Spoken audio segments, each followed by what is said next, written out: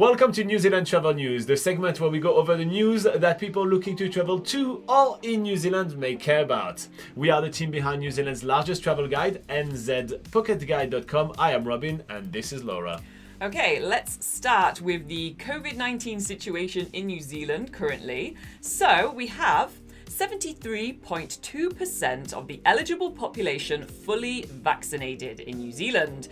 14.3% have only had one of the dose, and 12.5% are currently unvaccinated. New Zealand is split between Alert Level 2 and Alert Level 3.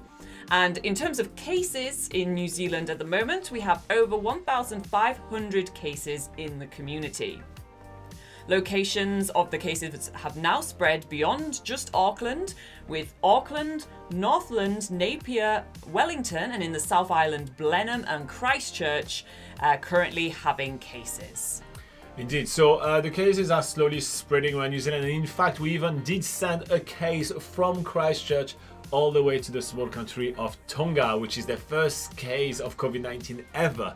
So yeah, it is spreading around the country, and that means that New Zealand is going to be split in between alert level for a foreseeable amount of time right now, but there is an end in sight with vaccination rates going up and up and up. However, in order for us to pass the 90% mark, which is kind of has been semi-stated by the government for things to actually change, it will still require a significant amount of effort because the last few people that needs to be vaccinated are going to require some heavy convincing. Yeah. Okay, moving on to some news that we have pulled from Radio New Zealand, RNZ, published on the 28th of October 2021, entitled, "Some vaccinations received overseas are now registered," or recognised, sorry. The government has recognised border workers inoculated with vaccines other than Pfizer. 3 vaccines given overseas, Moderna, AstraZeneca, and Janssen, probably didn't pronounce any of those right, are now permitted for jobs that require inoculation against COVID-19, such as MIQ staff, so that's quarantine staff, ports and airline crew. Health officials say anyone who has already received one dose of Pfizer, Moderna, or AstraZeneca while overseas is required to have a second dose of Pfizer. Border workers vaccinated using Janssen do not need a further dose of Pfizer. Alright, so this only applies currently to people which are working at the borders, border workers, right? But that's a really good sign for us to be informed in which vaccine are going to be recognized in New Zealand. And that's a question that you guys are asking us really often. You're asking us which COVID-19 vaccine will be recognized when it comes down to traveling to New Zealand.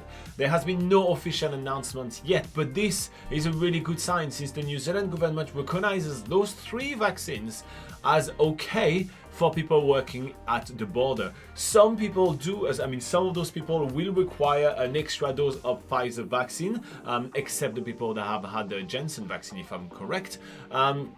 But that just gives us a very early indication for when travelers are going to be able to come to New Zealand, which vaccines are going to be accepted. So far, those 3 vaccines are likely to be accepted for traveling to New Zealand. That's why we included this news to this new segment. I know it only applies to border workers right now, but this may be extrapolated to further travel later on.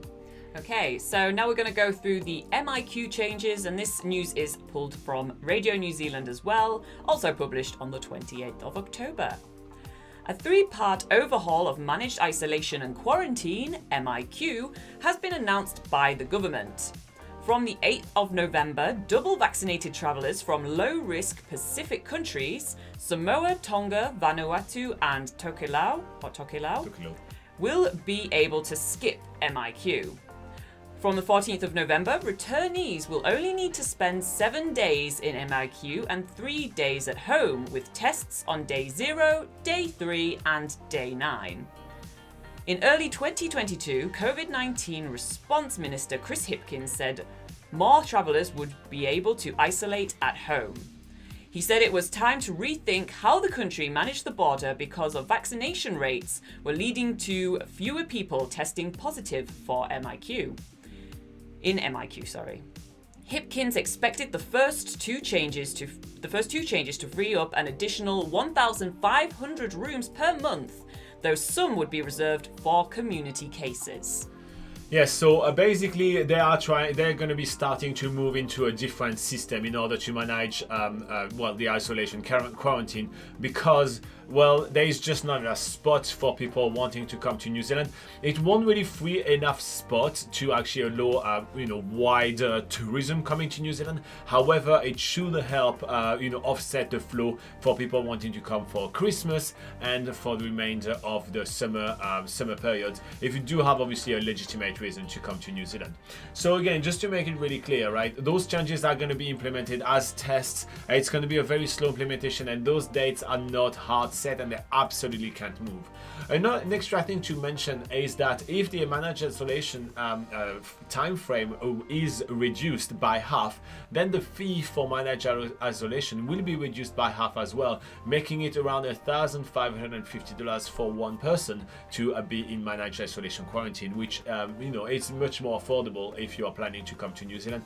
But again, you will have to have the authorization to come to New Zealand in those managed isolation quarantine, and as of now they're probably only going to apply to New Zealand as citizen at this stage.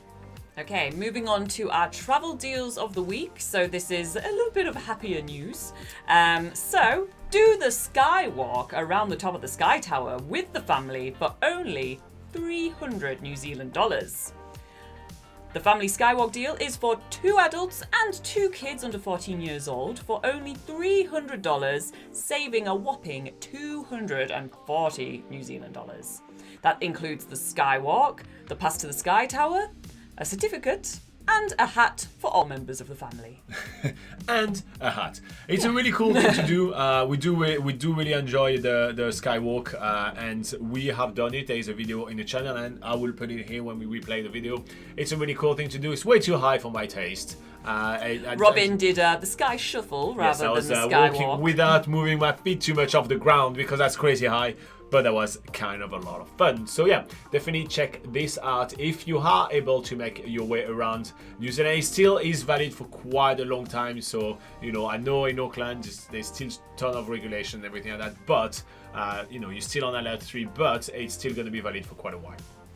All right, so that wraps up this news segment. Don't forget to hit like and subscribe to reward all our hard work and stay up to date with all our videos. Plus, check out nzpocketguide.com for thousands of tips, hidden gems, and much more. All right, let's go back to the live chat.